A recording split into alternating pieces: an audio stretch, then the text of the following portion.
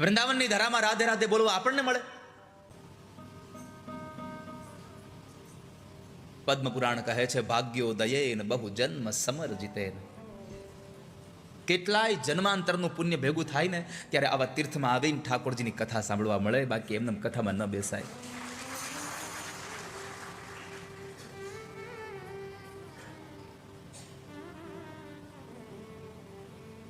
જ્યારે જ્યારે તીર્થમાં જવા મળે ત્યારે સમજવું આપણું ભાગ્ય ઉઘડ્યું છે. હવે આપણું ભાગ્ય ખીલું છે. તમારા અનેક જન્મના અંતે પણ તમારા કરેલા એ ભજનના પ્રભાવે તમને ફરી પાછું ભજન મળે છે. હવે મૂળ અગત્યની વાત, નરસિંહ મહેતા ભગવાનનું ભજન કરે છે. પરમાત્માનું આમ હૃદયના ભાવ સાથે પ્રભુનું ભજન કરે છે.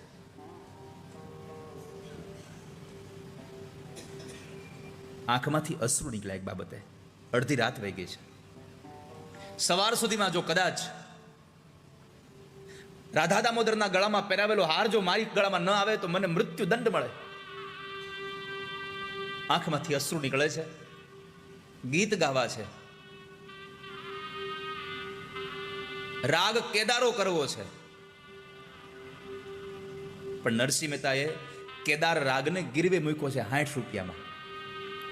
60 રૂપિયામાં એક માણસ પાસે ગીરવે મૂકેલો રાગ છે કે હું રાગ કેદાર નહીં ગાઉં કોઈ દિવસ, તમારા 60 રૂપિયા જ્યાં સુધી તમને પાછા ન આપું. અને નરસિંહ મહેતાનું બ્રહ્માસ્ત્ર હતું કેદારો.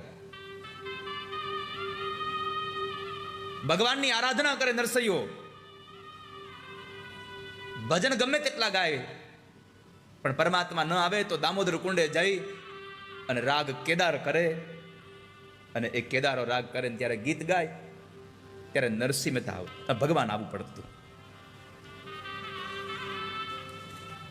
એનું બ્રહ્માસ્ત્ર હતું, પણ એ એને ગીરવે મૂકેલો હતો. અડધી રાતે આંખમાંથી અશ્રુ જાય છે, પ્રભુ મારું મૃત્યુ થાય એનો મને ડર. તમે એમ ન સમજશો કે હું મારા મરણના ડરને લઈને તમને બોલાવું છું. મને ડર એ વાતનો છે, કદાચ જો આ માળા મારા ગળામાં નહીં આવે તો ઠાકોરજી લાજ તમારી જશે. પ્રભુ તમારી લાજ જશે, તમારો મહિમા ઘટે છે. મારું તો મરણ આજ નહીં તો કાલ થવાનું જ છે. આંખમાંથી ચોધાર અશ્રુ વહે છે. વૈકુંઠમાં લક્ષ્મી ભગવાનના પગ દબાવે છે. પ્રભુ નરસૈયાને જુએ છે. રાતનો સમય તો પ્રભુ તૈયાર થવા લાગ્યા. ભગવાન શણગાર કરે. ઠાકોરજી લક્ષ્મીજી પૂછું, પ્રભુ આ અચાનક તમને અડધી રાતે ક્યાં કોઈ કામ યાદ આવ્યું?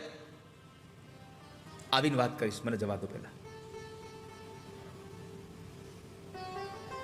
ભગવાન અડધી રાતે જાગી, તૈયાર થઈ અને નીકળ્યા તો ખરા, પણ જે વેશમાં નીકળ્યા હતા એ વેશમાં રહી ન શકાય. જૂનાગઢમાં આવી નરસિંહ મહેતાના રૂપમાં ભગવાન ઠાકોરજી પધાર્યા.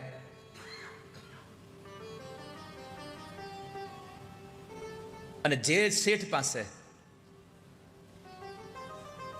નરસિંહ મહેતાએ 60 રૂપિયામાં કેદાર રાગ ગીરવે મૂકેલો, અડધી રાતે દરવાજો ખટખટાવ્યો. શેઠ, એ શેઠ. આંખો ચોળતા ચોળતા શેઠે દરવાજો ખોલ્યો. નરસિંહ મહેતાને જોયા. નરસિંહ મહેતાએ કીધું, બાપા આ લ્યો 60 રૂપિયા, મને મારો રાગ આપી દો ને પાછો, મને કેદારો આપી દો ને પાછો. શેઠ બોલ્યા, અરે અરે ભક્તરાજ નરસૈયા, અરે કદાચ આ 60 રૂપિયા 2-5 દિવસ રાખ્યા હોત તો ક્યાં મારે કઈ ઉતાવળ હતી, હું ફેર પડી જાત. ભગવાન મનમાં હસે છે કે 2-5 દિવસ તો શું, હવે 2-5 ક્ષણે તમને અપાયો નથી. પણ લ્યો શેઠ, તમે આ પૈસા લો, મને આપી દો. શેઠે અડધી રાતે એની બુક ખોલી, એની પોથી ખોલી અને એક વાઉચર લીધું અને પ્રમાણમાં લખ્યું કે થોડા સમય પહેલા નરસૈયો મારી પાસેથી 60 રૂપિયાના લઈ ગયેલો ને એના બદલામાં એણે કેદાર રાગ અહીંયા ગીરવે રાખેલો. આજે હું એ કેદાર રાગ એના 60 રૂપિયા એને મને આજની તારીખે પાછા આપ્યા છે, એટલે હું એને એના કેદારો પાછો આપું છું. નીચે એ શેઠની સહી હતી. આપી દે. ઠાકોરજીએ નરસિંહ મહેતા જે કેદખાનામાં હતા એ કેદખાનામાં ઠાકોરજીએ પેલું પ્રમાણપત્ર નાખ્યું.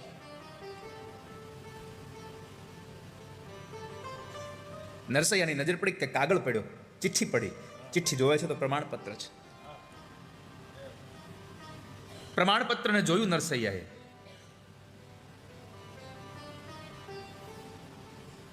એમાં લખ્યું હતું કે 60 રૂપિયા ગીરવે આપેલ મેં આ રાગ અને એના બદલાના 60 રૂપિયા આજે મને મારા પાછા મળે છે, પરત મળે છે.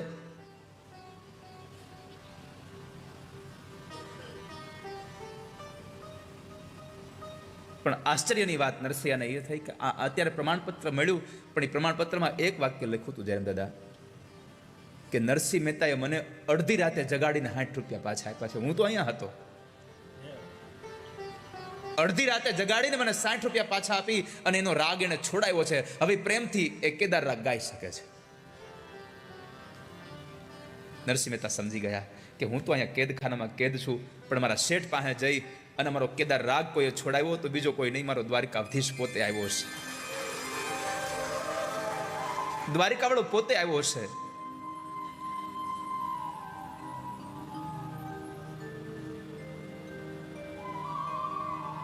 નરસૈયાના હાથમાં એ પ્રમાણપત્ર આવ્યું અને પછી નરસૈયાએ કેદાર રાગ ગાયો.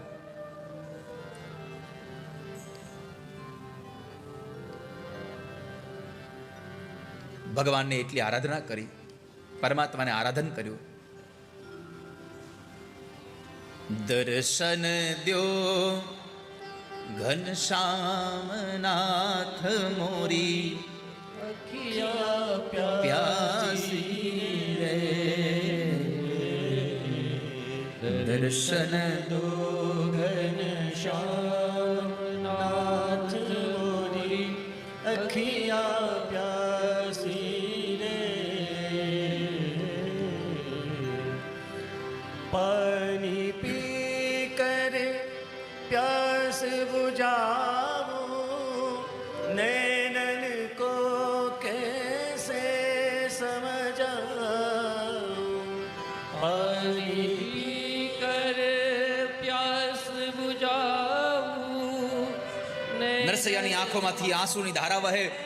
સાવ આમ પાગલ જેવું વર્તન કરી રહ્યો છે. સારંગધરજી, વંશીધરજી, અનંતરાય આ બધા બેઠા છે, રાજા પણ છે. બધા કહે છે કે આ પાગલ બની ગયો, એની ખાલી આ ખાલી આવી આવું નાટક કરે છે, એને મૃત્યુનો ડર લાગ્યો છે. હવે ખબર પડી કે મારું હમણાં મરણ થઈ જવાનું છે. બધા કહે છે ફાલતુમાં સમય આવો વ્યર્થ ન કરો, હવે સવાર થવાની તૈયારી છે. પક્ષીઓનો ગુંજારો સંભળાવા લાગ્યો છે. સારંગધરજીને બધાને થયું કે હવે આપણે જીત પાકી છે. પણ મારા નાથ, જેની હારે કનૈયો હોય એને હરાવી કોણ શકે આ દુનિયામાં? જેની સાથે કૃષ્ણ હોય. અને કેદાર રાગ ગાયો નરસિંહ મહેતાએ પ્રારંભ કર્યો. આંખમાંથી અશ્રુની ધારા વહી જાય, કેદાર રાગ ગવાતો જાય. અને જેમ જેમ કેદાર રાગ ગવાતો જાય, લખ્યું છે મહાપુરુષોએ નરસિંહ મહેતાના આ ગ્રંથોમાં કે સૂર્યનું પહેલું કિરણ આ બાજુ પૃથ્વી પર આવે અને આ બાજુ રાધા દામોદર ભગવાનના મંદિરને જે તાળાઓ મરાવીને જે સાંકળો મરાવી હતી એ તૂટે છે, ખુલતી નથી હો, તૂટે છે. તાળા તૂટ્યા અને અંદરથી એક જ્યોતિ પ્રકાશ નીકળ્યો. સૈનિકોની બધાની આંખો બંધ થઈ ગઈ છે. અને સૈનિકોની આંખો બંધ થઈ અને આ બાજુ રાધા દામોદરના ગળામાંથી નીકળેલી હારની એ માળા, એ પુષ્પની માળા નરસિંહ મહેતાના ગળામાં પડે છે. જ્યારે નરસિંહ મહેતાના ગળામાં હાર પડ્યો, રામ માંડલિકના પગમાં પડી જાય છે કે ભક્તરાજ મને ક્ષમા કરી દો, મને માફ કરી દો.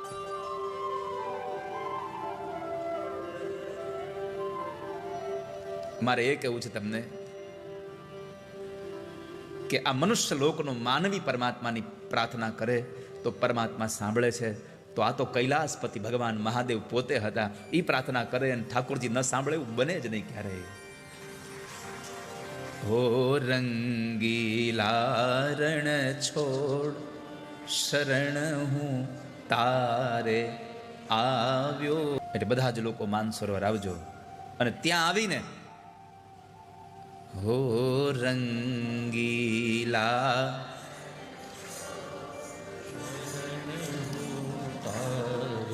કેટલા લોકોને આવું છે માનસરોવર? આવું છે કોઈને માનસરોવર? તમે નિભાવના બેન. હવે હાર્દિક કે તો હજી કે લઈ જાઓ તમે ભવન ભાઈ. હવે અહીંયા અહીંની કથાઓ કરો તમે.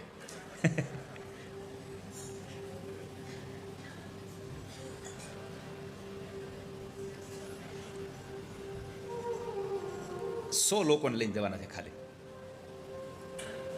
વધારે નહીં.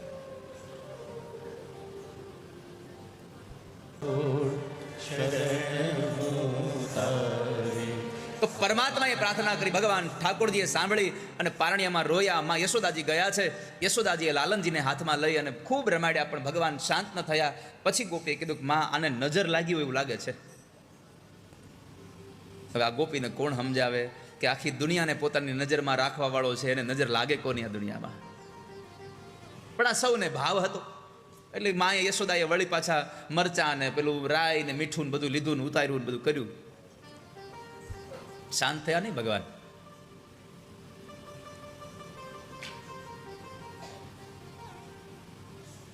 વળી માએ પાણીનો એક કળશ ઉતાર્યો, પણ ભગવાન શાંત ન થયા. ગોપીએ કીધું કે માં આને ભારે નજર લાગી છે. નજરના એ પ્રકારો આવે કેટલાય, હળવી, ભારે, અતિ ભારે, અને ભારે નજર લાગી છે. તો હવે શું કરશું ગોપી? એક કામ કરો, ઓલા બાબા હજી બેઠા છે, કદાચ એને કઈ જંતર મંતર ફાવતું હોય. માએ કીધું તું જા અને બાબાને કહે, જો એને નજર ઉતારતા આવડતી હોય તો આપણા છોકરાની નજર ઉતારી દે, એ જે કહેશે એ દક્ષિણા આપી દેશું આપણે.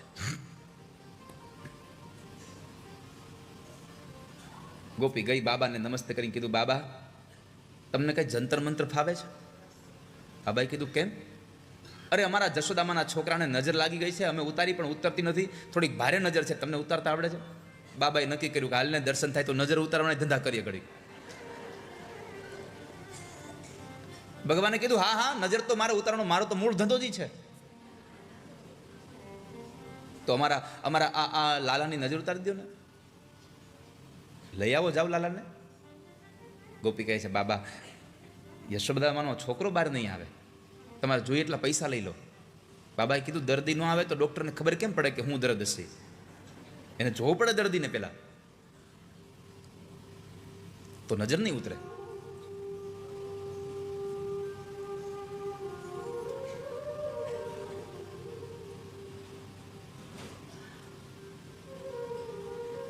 ગોપી અંદર આવે છે. માને કીધું, માં બાબા બહુ જ્ઞાની છે, એને બધું આવડે છે, પણ એને કીધું કે તમે છોકરાને લઈ આવો તો નજર ઉતરે, નકર ન ઉતરે. માં યશોદાએ બહુ મહેનત કરી પણ ભગવાન શાંત ન થયા. પછી ભગવાનને કપડામાં વીંટેવી અને લઈ જાય છે. પણ જેવા આંગણામાં ગયા અને ભગવાન ઠાકોર જ્યાં મોઢું ફેરવું, નજર મળી ભગવાન સામે. બેયની નજર મળી.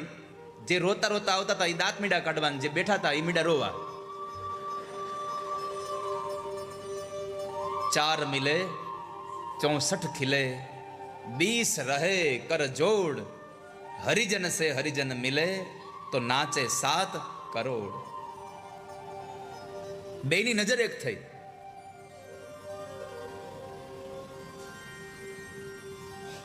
નજર એક થઈ અને આખી બાજી બદલી ગઈ. શિવજી રડવા લાગ્યા, ભગવાન ઠાકોરજી હસવા લાગ્યા. 4 મિલે 64 ખिले. બે વ્યક્તિ મળે, આમ દૂર હોય, આંખ મળે તો પેલું વેલું એક જ કાર્ય થાય, સ્માઈલ.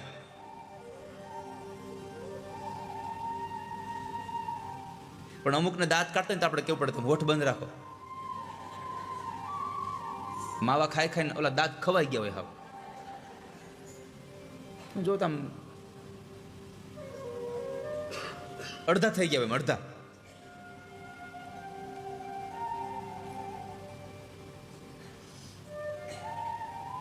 બે વ્યક્તિ મળે, આંખો મળે, 4, બે આપણી બે સામેવાળાની, 4 આંખો મળે એટલે 64 ખिले. 32 દાંત આપણા, 32 દાંત એના, 64 ખिले. પછી 20 રહે કર જોડ. આ 10 આંગળા આપણા અને 10 આંગળા સામેવાળાના, 20 રહે કર જોડ. પછી નજીક આવીને બંને જણા ગળે મળે એટલે 3.5 કરોડ રૂવાડા આપણા અને 3.5 કરોડ રૂવાડા સામેવાળાના. નાચે 7 કરોડ.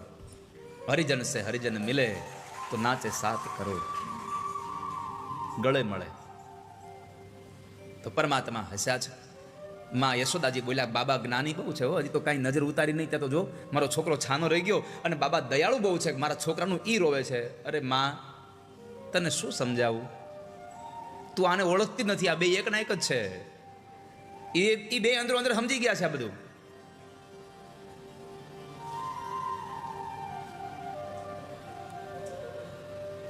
પછી માં યશોદા પાસે ઠાકોરજીને ભગવાને માગ્યા. માં આપતા જ નહોતા, પણ ભગવાને કીધું લાવું મને આપી દો માં, કશું નહીં થાય. એને ભગવાનને લીધા, ગોદમાં પધરાવ્યા. થોડીક વાર પછી માં યશોદાના હાથમાં ભગવાનને આપી 5 પરિક્રમા કરી અને ભગવાન મહાદેવ ફરી પાછા કૈલાસ પધાર્યા છે. આ કથા મારે તમને એટલા માટે કહેવી હતી. કથા તો તમે બધા જ ખૂબ સાંભળી છે આ કથાઓ, પણ મારે તમને એટલા માટે કહેવી હતી કે ભગવાન જેવો ભગવાન પણ કંઈક કામ કરાવવું હોય તો ઠાકોરજીની પ્રાર્થના કરે છે. તો તમે પણ જિંદગીમાં કંઈક કરાવવું હોય ત્યારે ઠાકોરજીના હાથમાં છોડી દેજો. તું કરે એ સાચું બધું, બસ તું કરે એ સાચું. તમારા ઉપર જેટલું રાખશો એટલા વધારે દુઃખી થશો. ઠાકોરજી ઉપર છોડી દેશો તો પછી તમારી ચિંતા નથી. અને ભગવાન પોતે પણ કહે છે સર્વ ધર્માન પરિત્યજ્ય મામેકમ શરણમ વ્રજ. હે જીવ, બધું છોડી અને મારી પાસે આવી જા, અને મારી પાસે આવે પછી તારી બધી જવાબદારી મારી છે. યોગ ક્ષેમમ વહામ્યહમ, બધી જવાબદારી મારી છે. પણ આપણે આપણું કઈ છોડીને જઈ શકતા નથી. આપણે મકોડા જેવા છે, પકડ્યા પછી તૂટી જાય પણ મૂકી નહીં. હા, મકોડો તમે જો પકડે પછી તમે આમ છોડાવવા કરો ને એટલે અડધેથી તૂટી જાય મકોડો. બધાને લગભગ અનુભવ હશે. એ અડધો થઈ જાય પણ એ મૂકે નહીં. એમ આપણે એવા છીએ કે જે પકડે નહીં પછી મૂકીએ નહીં કોઈ રીતે. આપણે સિંદરી બળી જાય પણ વળ ન જાય.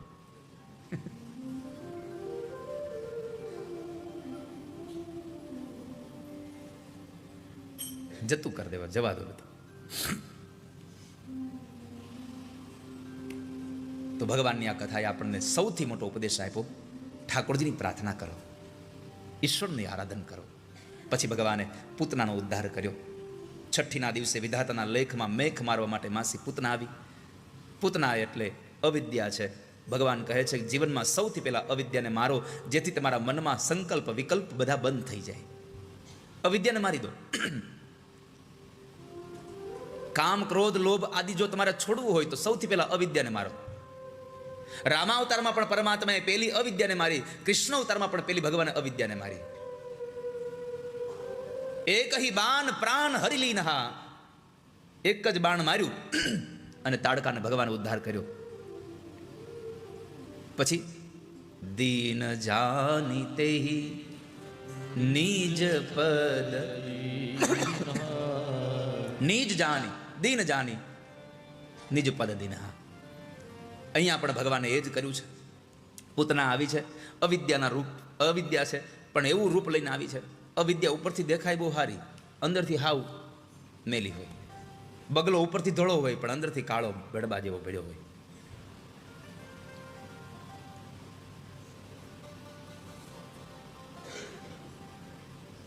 તો અવિદ્યા એટલે પૂતના રૂપનો અંબાર બનીને આવેલી, ભગવાનને વિષ પાવા માટે, ઝેર પાવા માટે આવેલી.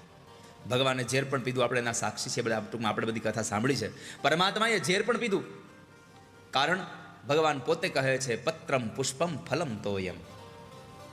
આ સંસારનો કોઈ પણ જીવ મને જે પણ અર્પણ કરવા આવે એનો હું પ્રેમથી, સહજતાથી સ્વીકાર કરું છું.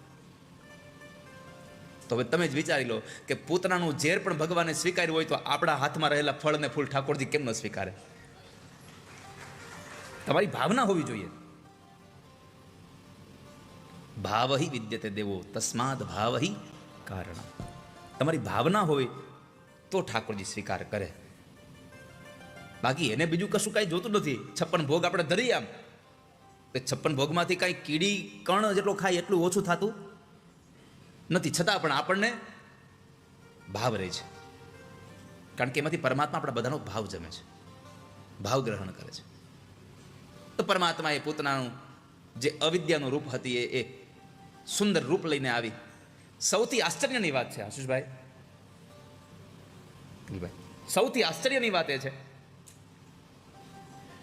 ભાગવતજીમાં શ્લોક છે,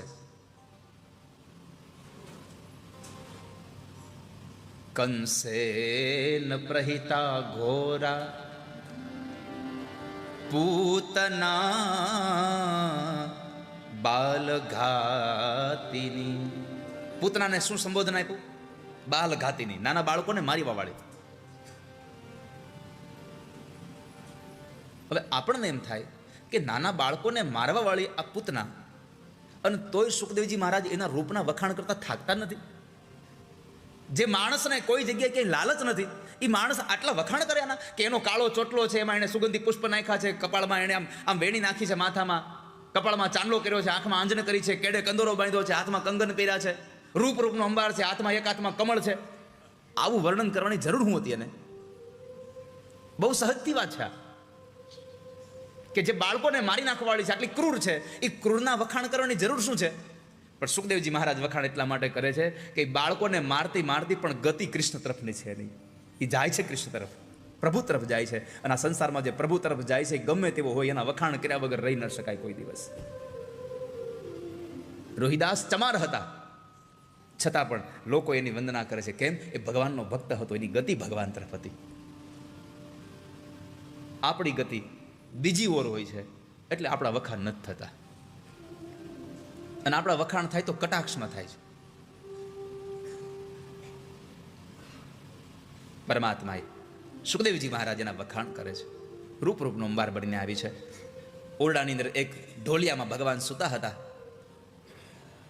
એની પાસે પહોંચી ગઈ, પૂછતી પૂછતી હો. વ્રજની સ્ત્રીઓને પૂછે કે યશોદાનું ઘર ક્યાં આવ્યું? એક ગોપીએ પૂછ્યું કે લે, તમે બારગામથી આવો, એના કઈ હગા થાવ છો? કારણ કે બેનોને ટેવ હોય, પૂછ્યા વગર રહી જ ન હોગે. એ બાજુની સીટે આવે તો એ છેલ્લી બાકી તમે જે ગામમાંથી ઘંટી લીધી, અમે એ ગામમાંથી ઘંટી લીધી, એ બે બેનપણી થઈ જાય. લ્યો, એક ગામની ઘર ઘંટી લીધી હોય તો બેનપણી બની જાય. તો ગોપીએ પૂછ્યું કે તમે એના હગા થાવ છો? તો પૂતનાએ કીધું કે હા, હું એ છોકરાની માસી થાવ છું. તો ગોપીએ સામે આવીને કીધું, ઓહો, તો તમે જબલું લઈને આવ્યા હશો. એનું નક્કી કરી નાખ્યું, જબલું એને લઈ લેવાનું છે.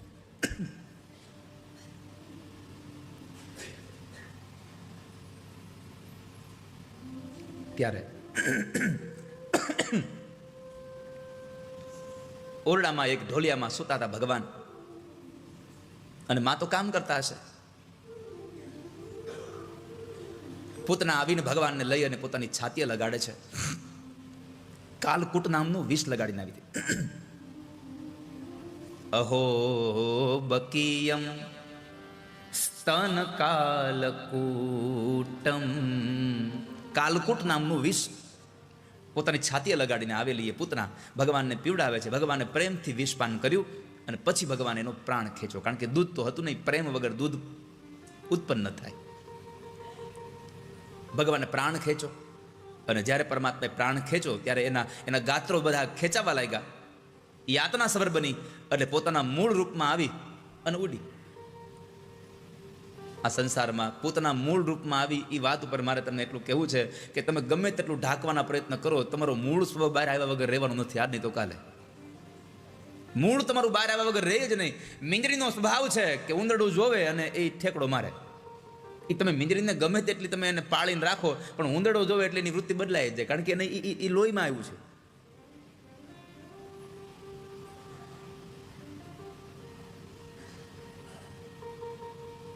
તો પૂતના મૂળ રૂપમાં આવીને આકાશમાં ઉડે છે.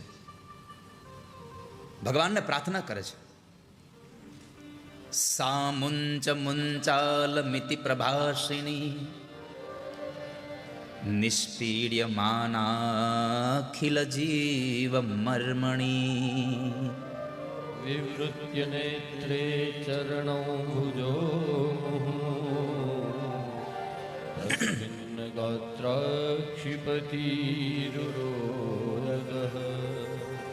પરમાત્માએ જ્યારે એને આમ ક્રોધ થયો, ભગવાન રૌદ્ર સ્વરૂપમાં હતા.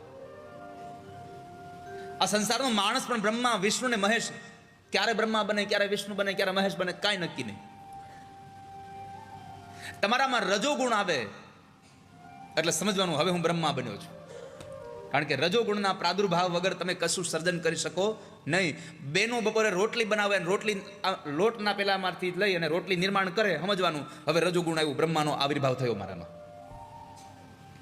કોઈ પણ નવી વસ્તુ તમે નિર્માણ કરો ત્યારે તમે બ્રહ્મા બનો છો. એ વસ્તુનો તમે નિભાવ કરો ત્યારે તમે વિષ્ણુ બનો છો, અને એ વસ્તુને જ્યારે ફાડીને ફેંકી દો છો ત્યારે તમે શિવ બનો છો, રુદ્ર બની જાઓ છો. તામસ ગુણ તમારામાં આવે છે. આ 3 ગુણો તમારામાં આવતા રહ્યા છે. અહીંયા ભગવાન ક્રોધિત બન્યા છે રૌદ્ર સ્વરૂપ લઈને. તસ્મિન સ્તનમ દુર્જરવીર્યમુલ્બણમ ઘોરાંકમાદાય શિશોર્દદાવથ. ગાઢમ કરાભ્યામ ભગવાન પ્રપીર્યત પ્રાણૈ સમમ રોષ સમન્વિતો. અને જ્યારે ભગવાન અતિશય ક્રોધ સાથે રોષ સમન્વિત તસ્મિન સ્તનમ દુર્જર વીર્ય મૂલબણમ ઘોરાંક માદાય શિશોર દદાવથ ગાઢમ કરાભ્યામ ભગવાન પ્રપીડ્ય. પરમાત્માએ પોતાની દાઢો વડે એટલી યાતનાઓ આપી એને કે પોતાના ગાત્રો જ્યારે ખેંચાવા લાગ્યા ત્યારે પૂતના પોતે બોલી છે સા મુંચ મુંચાલમિતિ. મુંચ મુંચ બે વખત એ છોડી દે, એ છોડી દે. આના બે અર્થ કરી શકાય શાસ્ત્રીજી. મને છોડી દે, છોડી દે. હું બહુ નિર્ધાર સાથે કહું છું છોડી દે. ક્યાંથી? મને આ મૃત્યુલોકમાંથી હવે છોડી દો, મને મૃત્યુલોકમાંથી છોડી દો હવે. પણ ભગવાને કીધું કે પૂતના હું કોઈને પકડતો નથી, પણ પકડું પછી જિંદગીભર મુકતો નથી કોઈ દિવસ. ક્યારે પકડું? પરમાત્માનો સ્વભાવ પકડવાનો નથી, પણ પકડે તો છોડે નહીં કોઈ દિવસ. હું તારી પાસે નથી આવ્યો, તું મારી પાસે આવી છું. અને અંતે પરમાત્માએ પૂતનાનો પ્રાણ ખેંચ્યો. ભગવાને એનું ધામ આપ્યું છે. પૂતના ઉપર પરમાત્માની કૃપા આવી છે, દયા આવી છે, કરુણા આવી છે. અને એવા સમયે પૂતનાનો ઉદ્ધાર થયો. પૂતના ધરાશાયી થઈ. કેટલાય વૃક્ષોને ધરાશાયી કર્યા, પડી દો ધરાશાયી કર્યા વૃક્ષોને. પોતાની ચિત્તા પોતાની જાતે ઊભી કરી. પણ સૌથી અગત્યની વાત એ છે કે જ્યારે માં યશોદાને ઠાકોરજી અંદર ન દેખાયા, એ શોધવા માટે નીકળ્યા તો પૂતનાના શરીર ઉપરથી ભગવાન મળ્યા. ગૌ ગોષ્ઠમાં લઈ ગયા. નંદ બાબા ગયા હતા કંસને વાર્ષિક કરી દેવા. ગોપાન ગોકુલ રક્ષાયા, ગોપાન ગોકુલ રક્ષાયા. અહીંયા ગોપ નથી કીધું. સંસ્કૃતની ભાષામાં અહીંયા નહીં તો તમે જુઓ આપણે તર્પણ ચાલતું હોય તો પિતૃ માતૃ શબ્દ આવે, પણ શું આપણે શબ્દ શું વાપરીએ છીએ? પિતરો. એટલે બંને આવી ગયા, માતુ અને પિતૃ. અહીંયા ગોપી કે ગોપ શબ્દ ન વાપર્યો, ગોપાન. નંદ બાબાએ ખાલી ગોપ એટલે કે ખાલી ગ્વાળને જ ગોકુળની રક્ષાનું કામ નથી હોપ્યું, ગોપીઓને પણ સોંપીને ગયા છે. ગોપાન ગોકુલ રક્ષાયા, બધાને કામ સોંપીને ગયેલા. એ નંદ બાબા જ્યારે વસુદેવના કહેવાથી હરિભજન કરતા કરતા પાછા આવે છે અને ત્યારે ખબર પડી કે અહીંયા પૂતના આવી હતી. પછી એ પૂતનાના શરીરના ટુકડા કરીને અગ્નિ સંસ્કાર કર્યો. પણ અગ્નિ સંસ્કાર વખતે રાક્ષસીના અગ્નિ સંસ્કાર થયા ત્યારે એના શબમાંથી સુગંધિત પ્રવાહ નીકળ્યો છે, સુગંધિત ધુમાડો નીકળ્યો છે. ભાગવતજી લખે છે. શું કામ એને? તો કહે છે ભગવાનનો સ્પર્શ થઈ ગયો. આ દુનિયામાં જેને જેને ભગવાન અને ભગવાનના ભક્તનો સંગ થઈ જાય છે એ સુગંધિત બની જાય છે, એનું જીવન ધન્ય બની જાય છે. માટે આપણે ભજન તરફ જઈએ. અવિદ્યાને મારવાનું શ્રેષ્ઠ સાધન છે સત્સંગ. સત્સંગ વગર અવિદ્યા મરે જ નહીં કોઈ દિવસ. તો એવી આ પૂતના ઉદ્ધારની કથા છે. ભગવાને કહ્યું જીવનમાંથી પૂતનાનો ઉદ્ધાર કરજો, પૂતનાને મારી દેજો. પહેલા ભગવાને પૂતના ઉદ્ધાર કર્યો. માં યશોદાએ 8 શ્લોકની અંદર પૂતના કવચનું ગાન કર્યું છે, પૂતનાષ્ટક ગાયું છે. એક એક ભગવાનને યાદ કર્યા છે કે મારા દીકરા રમતો હોય ત્યારે રક્ષા કરજો, જમતો હોય ત્યારે રક્ષા કરજો, સૂતો હોય ત્યારે રક્ષા કરજો. બધી જ અવસ્થામાં મારા કનૈયાની તમે રક્ષા કરજો, મારા કનૈયાના મનની રક્ષા કરજો, એના બુદ્ધિની રક્ષા કરજો, એના પ્રાણની રક્ષા કરજો, એના ચિત્તની રક્ષા કરજો. આ બધી જ વાત માં યશોદા ભગવાનને પ્રાર્થના કરે. ઇન્દ્રિયાણી ઋષિકેશ પ્રાણાનારાયણો વતુ શ્વેતદીપપતિશ્ચિત્તં મનોયોગેશ્વરો વતુ. ભગવાન મારા દીકરાની રક્ષા કરે. પુત્રનો ઉદ્ધાર કર્યો. સમય વ્યતીત થયો. પરમાત્મા પડખું ફરતા શીખ્યા. એટલે નંદ બાબાએ આખા ગોકુળને ધુમાડા બંધ જમવાનું આપ્યું. તો એની અંદર બધા લોકો જમવાના હતા. એટલે માં યશોદાને એમ થયું કે મારા છોકરાને કોઈ હોવા નહીં દે. એટલે માં યશોદાએ ભગવાનને શૃંગાર કરી અને એક જે બળદગાડું હતું એની નીચે ભગવાનને પોઢાડે છે. માં ગીત ગાતા જાય. અને ભગવાનને પોઢાડ્યા છે. હવે તો ઓલું મ્યુઝિક મૂકી દેવામાં આવે ને છોકરું હોઈ જાય, હિંચકાવાનો ક્યાં કોઈ પાસે સમય છે. હવે તો ઇલેક્ટ્રિક આવી ગયું ને, હલ્યા જ કરે આમ. પહેલાના સમય